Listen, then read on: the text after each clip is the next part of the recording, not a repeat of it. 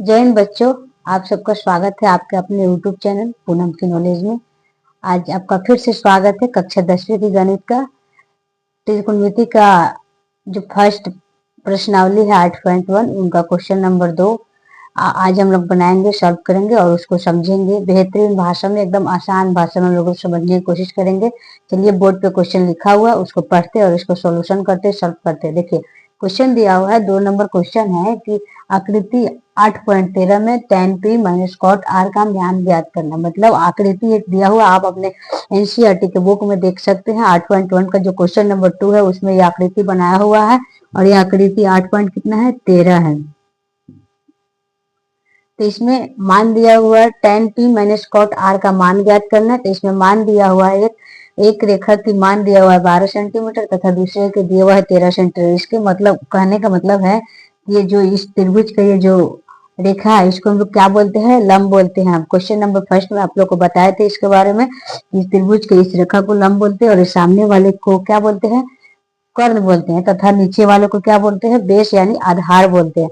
तो हम लोगों के पास लंब भी है और यहाँ पे क्या है, कर्ण भी है और हमें निकालना क्या है, आधार निकालना है। तो सबसे पहले हम क्या करेंगे, आधार निकालेंगे, फिर हम tan p का मान में से cot r का मान निकाल कर क्या करेंगे, क्वेश्चन का आंसर निकालेंगे। चलिए हम लोग इसका आधार निकालते। तो आधार निकालने का फॉर्मूला क्या होता है, आप लोग फॉर्मूला याद किए होंगे।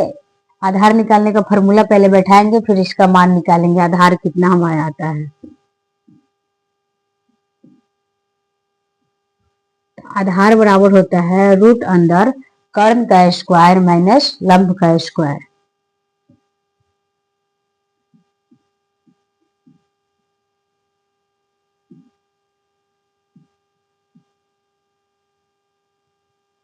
तो हमें कर्ण कितना है, कर्ण का मान हमें कितना है, यहाँ दिया हुआ है त्रिभुज में कर्ण का मान 13 सेंटीमीटर। तो लिखेंगे रूट के अंदर कर्ण का मान 13 सेंटीमीटर का स्क्वायर करेंगे माइनस लंब का मतलब स्क्वायर करेंगे, लंब कितना है 12 सेंटीमीटर है। तो ये हम करेंगे स्क्वायर तो कितना आएगा, 13 का स्क्वायर अगर हम करते हैं तो हमें कितना होता है, तो 169 प्राप्त होती है और 12 का स्क्वायर करेंगे तो 114 यानी 144 प्राप्त होती है। अब हम 169 में से 144 को माइनस करेंगे तो हमें कितना प्राप्त होगा, आप लोग माइनस करके देख सकते हैं, 25 प्राप्त होगी। रूट में अंदर 25 है, रूट में अंदर 25 को अगर हम लोग तोड़ेंगे तो कितना आएगा, 5, कितना आएगा 5।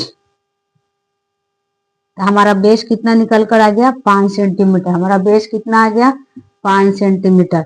अब हमें यहाँ निकालना है कितना, tan p का मान निकालना है और फिर cot r का। तो हम लिखेंगे प्रश्न के अनुसार tan p यानी tan थीटा का फॉर्मूला क्या होता है, tan p का फॉर्मूला होता है लंब के बटे में आधार, लंब के बटे में आधार। तो हमें कितना है, लंब कितना है, लंब है 12 सेंटीमीटर तथा आधार हमें कितना आई है निकल कर, तो 5 सेंटीमीटर, लंब के बटे में आधार। अगला है cot r, cot r का मान, cot का पहले फार्मूला हम लिखेंगे, cot थीटा का फार्मूला क्या होता है, तो जस्ट इसके विपरीत होता है यानी आधार बटे में लंब होती है। तो हमें आधार कितना प्राप्त हुई है 5 और लंब कितनी है 12। अब इन दोनों का मान निकालना है तो हम यहाँ लिखेंगे प्रश्न के अनुसार tan p minus cot r। tan p कितना है 12/5 है और यहाँ कितना है 5/12 है। अब हम इन दोनों को भिन्न का घटाव करेंगे या तिरछा तिरछा में से काट भी सकते हैं तो हमें इसका आंसर प्राप्त होगी 0। यही हमारा फाइनली आंसर है।